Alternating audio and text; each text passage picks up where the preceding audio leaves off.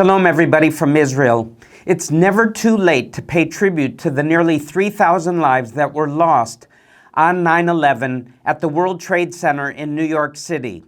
I was alive then to hear and see the events on television. Many of you weren't, but let's talk about not only what happened then, but the days afterwards. This is VFI News.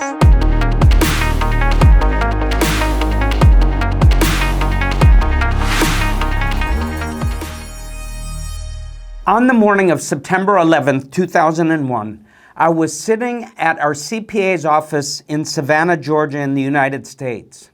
Suddenly, the Orthodox Jewish law firm next door called us over quickly, knowing I was Jewish, to see the events unfolding in Manhattan that morning as being shown on all the television news networks. At 8:45 a.m. that morning, September 11th, 2001, an American Airlines Boeing 767 jet with 20,000 gallons of jet fuel crashed into the North Tower of the World Trade Center. The first of two buildings at the World Trade Center had been hit by a plane. I immediately called my brother, who was living in New Jersey at the time, but he had a law firm office in an adjacent building to the World Trade Center complex. And I wanted to see where he was and what was happening. Lo and behold, my brother was late that morning getting to his office. I think he overslept, which is a miracle in itself, because as an Orthodox Jew, he would go to the synagogue every morning to pray in the minyan with other, people in the area. But as soon as he got to the Battery Tunnel, which leads underneath over to the World Trade Center, the police had shut it down after the first plane hit, and my brother's vehicle was the next one to enter the Battery Tunnel to go on through to Manhattan, but he was stopped. Well, as we were talking, suddenly we could see on television news a second plane hit, and my brother shouted out into the telephone, "It's so surreal, another plane just hit," and then the phone lines went totally dead. I wouldn't be able to reach my brother for nearly over a week after that conversation, not knowing what happened to him, what was going on, only knowing he was still on the other side and not underneath the World Trade Center complex. Nearly 3,000 lives. In fact, 2,977 people lost their lives that day in the World Trade Center, including the Pentagon, where a third plane also hit in Shanksville, Somerset County, Pennsylvania, with the crash of United Airlines Flight 93. This is not to mention the over 25,000 more that were injured and long-term health issues that occurred afterwards. In fact, by the way, I had a good friend in the World Trade Center who made his way down and safely out of the building, but within 1 year afterwards, he died of a heart attack. There are many more waves of those who would suffer, including the firemen, the police, their families, and aid workers. Over $10 billion in damages were done to the infrastructure and properties that day. But believe me, it doesn't even calculate the business that was lost. It was tens of billions of dollars more, if not hundreds of billions of dollars more that was lost. Most websites, interestingly enough, referred to the perpetrators as militants. What? But let's call them who they really were: suicide bombers, terrorists, demonized homicidal murderers. They were members of the Islamic jihadist group called Al-Qaeda. Hundreds of people were trapped on the upper floors. Both the skyscrapers of the World Trade Center, both the North and the South Towers, were 110 stories high. The plane hit the first building at the 80th floor.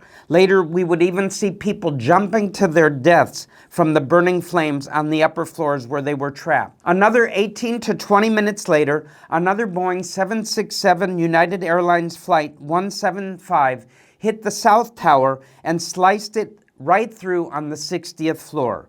Both towers would collapse within an hour and 42 minutes later. The main financier and mastermind was Osama bin Laden.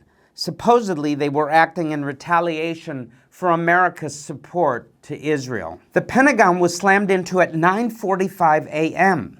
And finally, United Flight 93, of which a movie was made afterwards about this, worth seeing, having been hijacked, was heading towards Washington, D.C., not the originally planned route. The passengers, realizing that they were doomed, planned an insurrection. And Thomas Burnett Jr. got a hold of his wife on the plane. I don't know how he did that, but he succeeded. And he said these words, "I know we're all going to die. There's 3 of us who are going to do something about it. I love you, honey." Another passenger, Tom Beamer, was heard saying, "Are you guys ready? Let's roll." Wow, and then you hear the chaos and eventually the plane crashes. After these tragic events, it would take me days to find a flight out to Europe in order to get back to Israel. In fact, I drove between 4 different cities in the southeast of the United States to just get on any plane to get out beyond the borders of the United States. I finally succeeded in finding one flight leaving for England, took it knowing that I'd be able to book another flight on to Israel from London. Well, I remember this time so much, and I know that it changed the world around us, and especially our travel habits. But for those of us who are U.S. citizens and were alive at the time, we most likely won't forget where we were and what we were doing. According to Pew Research, there is a growing generation of young people and young adults who have no knowledge or memory from that day. Now, if not offensive enough, Khalid Sheikh Mohammed, the second mastermind of the attacks, and he admits so, who was arrested on March 1st, 2003 in Pakistan, is seeking a plea deal to avoid the death penalty. He's even still alive? Oh my goodness. Nearly 20 years later, the U.S. troops and its military mission in Afghanistan came to a chaotic conclusion under this present administration. One thing at the time I remember so clearly was how it united the spirit of the American people and freedom-loving peoples in Western-styled nations and democracies all throughout the world. Shock, sadness, fear, and anger occurred that day. The words of Pew Research using. The first survey they took after the 9/11 attacks just days later from September 13th to 17th, 2001 showed a sizable majority of adults, 71%, said they felt depressed. Nearly half, 49%, had difficulty concentrating, and a third said they had trouble sleeping. Most Americans said they were worried about another attack, and fear was widespread.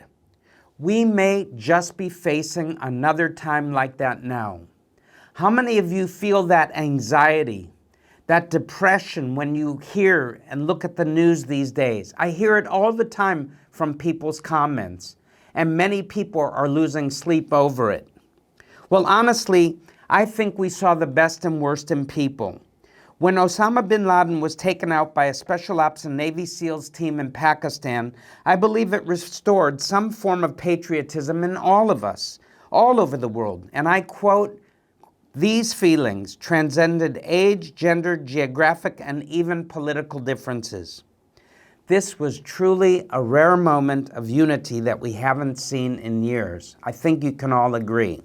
We always say in Israel that it takes a war or a terror attack to bring us together as a people, as much as we would like to see it differently. Think about this, if you will, for those of you who are faith-based. The lives of the first Christians were marked by persecution and death. Many were tortured and imprisoned, and it is still going on today in such countries as North Korea. 11 of the first 12 apostles of Yeshua were willing to die because of their beliefs in a risen Messiah. People are willing to die for the truth. Will we, as people of faith, face these issues in our lifetime? Yet despite all the warnings we see around us and growing acts of anti-Semitism and anti-Christian forces, persecution never slowed down the growth of God's people, and so it will be in the days, the weeks, the months, and the years ahead. This is another reason now, not to become apathetic and put your head in the sand, but to be counted amongst those who are proactive in God's kingdom. And that's why I encourage you and your friends to subscribe now. Give us a thumbs up like, and let's spread the good news to counter the evil of this world on VFI News.